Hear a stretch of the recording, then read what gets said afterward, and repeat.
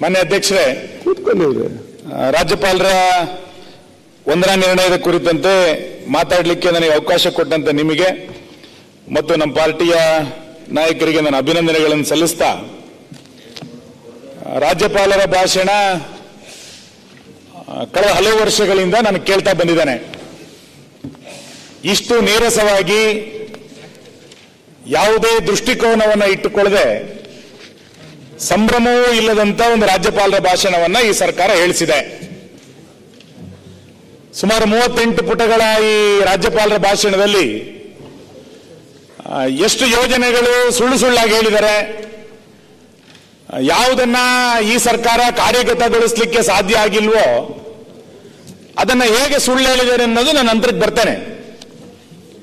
ಅಂದ್ರೆ ರಾಜ್ಯಪಾಲರ ಮುಖಾಂತರ ಜನರಿಗೆ ಸುಳ್ಳು ಹೇಳುವಂತ, ಈ ಸದನಕ್ಕೆ ದಿಕ್ಕು ತಪ್ಪಿಸುವಂತ ಪ್ರಯತ್ನವನ್ನು ರಾಜ್ಯಪಾಲರ ಮುಖಾಂತರ ಈ ಸರ್ಕಾರ ಮಾಡ್ತಾ ಬಂದಿದೆ. ನಾನು ದಾರಾ ಬೇಂದ್ರೆ ಅವರ ಒಂದು ಕವನ ನನಗೆ ನೆನಪಾಗುತ್ತೆ ಮಾನ್ಯ ಅಧ್ಯಕ್ಷರೇ.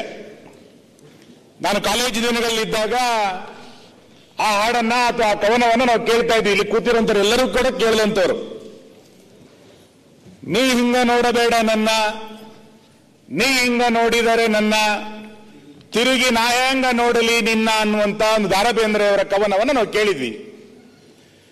ಇದನ್ನು ಬಹಳ ಪ್ರಾಸವಾಗಿ ಕೇಳ್ತಾ ಇದ್ದಾಗ ಇದೊಂದು ಪ್ರೇಮ ಗೀತೆ ಅಂತ ನಂಗೆ ಅನ್ಸಿತ್ತು. ಬಹಳ ಚೆನ್ನಾಗಿ ಕಾಲೇಜುಗಳಲ್ಲಿದ್ದಾಗ ಅದನ್ನು ಬಹಳ ಪ್ರೇಮ ಗೀತೆ ಅಂತ ನಂಗೆ ಅನ್ನಿಸ್ತಿತ್ತು. ನೀ ಹೆಂಗ ನೋಡಬೇಡ ನನ್ನ, ತಿರುಗಿ ನಾ ಹೆಂಗ ನೋಡಲಿ ನಿನ್ನ ಅಂತ ಅಂದಾಗ ಪ್ರೇಮ ಗೀತೆ ಅಂತ ಅನಿಸ್ತಿತ್ತು. ನಂತರ ಗೊತ್ತಾಯ್ತು ಶೋಕ ಗೀತೆ ಅಂತ. ಅವರು ತನ್ನ ಮಗ ಸತ್ತೋದಾಗ ತನ್ನ ಹೆಂಡತಿಯನ್ನು ನೋಡಿಕೊಂಡು ಹೇಳಿದ್ರು ಅನ್ನೋದು ನಂತರ ಗೊತ್ತಾಯಿತು. ಈ ಸರ್ಕಾರದ ಗ್ಯಾರಂಟಿ ಯೋಜನೆಗಳು ಕೂಡ ಆರಂಭದಲ್ಲಿ ಪ್ರೇಮ ಗೀತೆ ಅಂತಾನೆ ಜನ ಅನ್ಕೊಂಡಿದ್ದು. ನಂತರ ನಿಧಾನವಾಗಿ ಜನರಿಗೆ, ರಾಜ್ಯದ ಜನರಿಗೆ ಆ ಗ್ಯಾರಂಟಿ ಯೋಜನೆಯ ಫಲಾನುಭವಿಗಳು ಅನ್ನಿಸ್ಲಿಕ್ಕೆ ಶುರು ಆಯಿತು. ಈ ಗ್ಯಾರಂಟಿ ಯೋಜನೆಗಳು ಪ್ರೇಮ ಗೀತೆ ಅಲ್ಲ, ಇದು ರಾಜ್ಯದ ಅಭಿವೃದ್ಧಿಯ ದೃಷ್ಟಿಯಿಂದ ಇದು ಶೋಕ ಗೀತೆ ಆಗ್ತಾ ಇದೆ ಅಂತೇಳಿ ರಾಜ್ಯದ ಜನರಿಗೂ ಕೂಡ ಅನ್ನಿಸ್ಲಿಕ್ಕೆ ಪ್ರಾರಂಭ ಆಗಿದೆ. ಯಾಕೆ ನಾನು ಅದನ್ನು ಹೇಳ್ತಾ ಇದ್ದೀನಿ ಅಂತ ಕೇಳಿದ್ರೆ, ಚುನಾವಣೆಯ ಪೂರ್ವದಲ್ಲಿ ಇವರ ಪ್ರಣಾಳಿಕೆಗಳು, ಇವರ ಭಾಷಣಗಳು ಇದೆಲ್ಲದನ್ನು ನೋಡಿದಾಗ ಬಹಳ ಸ್ವರ್ಗನೇ ಸೃಷ್ಟಿ ಮಾಡಿಬಿಡ್ತಾರೆ. ಮಾದೇವಪ್ಪಂಗೂ ಫ್ರೀ, ಕಾಕಾ ಪಾಟೀಲಿಗೂ ಫ್ರೀ ಇಂತಿಂಗೆಲ್ಲ ಹೇಳಿದಾಗ ಬಹಳ ದೊಡ್ಡ ಪ್ರಮಾಣದ ಒಂದು ಸಂಭ್ರಮ ಇಡೀ ರಾಜ್ಯದಲ್ಲಿ ನಿರ್ಮಾಣ ಆಗಿತ್ತು. ನಿಮಗೆ ಅದಕ್ಕೆ 136 ಸೀಟ್ ಕೊಟ್ಟಿದ್ದಾರೆ, ನಾವು ಅದನ್ನು ಅಭಿನಂದಿಸ್ತೇನೆ, ನಾನೇನು ಅದಕ್ಕೆ ವಿರೋಧ ಮಾಡ್ಲಿಕ್ಕೆ ಹೋಗೋದಿಲ್ಲ. ಆದ್ರೆ ಗ್ಯಾರಂಟಿ ಯೋಜನೆಗಳನ್ನ ಅವೈಜ್ಞಾನಿಕವಾಗಿ ತಂದು ಹೇಗೆ ದಿಕ್ಕು ತಪ್ತಾ ಇದ್ದೀರಿ ನೀವು? ಗ್ಯಾರಂಟಿ ಯೋಜನೆಗಳನ್ನ ಅನುಷ್ಠಾನಕ್ಕೆ ಮಾಡಬೇಕಾದ್ರೆ ನಿಮ್ಮಲ್ಲೇ ಆಗಿರುವಂತ ಗೊಂದಲಗಳೆಷ್ಟು?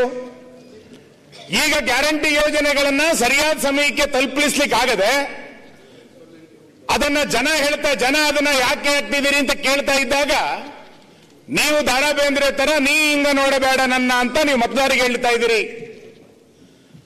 ಮತದಾರ ನೀವು ನನಗೆ ಗ್ಯಾರಂಟಿ ಯೋಜನೆಗಳನ್ನ ಕೊಡ್ಲಿಲ್ಲ, ನಾನಂಗೆ ನಿಮ್ಮನ್ನು ತಿರುಗಿ ನೋಡ್ಲಿ ಅಂತೇಳಿ ಮತದಾರ ಹೇಳಲಿಕ್ಕೆ ಪ್ರಾರಂಭ ಮಾಡಿದ್ದಾನೆ. ಈ ರೀತಿಯಾದಂತಹ ಪರಿಸ್ಥಿತಿ ಕರ್ನಾಟಕ ರಾಜ್ಯಕ್ಕೆ ಯಾಕೆ ಬಂತು? ಮಾನ್ಯ ಅಧ್ಯಕ್ಷರೇ, ಗ್ಯಾರಂಟಿ ಯೋಜನೆಗಳಲ್ಲಿ ನಾವ್ಯಾರು ಬಿಜೆಪಿನವರು ಗ್ಯಾರಂಟಿಗಳಿಗೆ ವಿರೋಧ ಮಾಡಲಿಲ್ಲ ಯಾವತ್ತೂ ಕೂಡ. ಆ 5 ಯೋಜನೆಗಳನ್ನ ಸರಿಯಾಗಿ ಜಾರಿ ತನ್ನಿ ಅನ್ನೋದನ್ನು ಕೂಡ ಇವತ್ತಿಗೂ ಕೂಡ ನಾವು ಹೇಳ್ತಾ ಇರೋದು.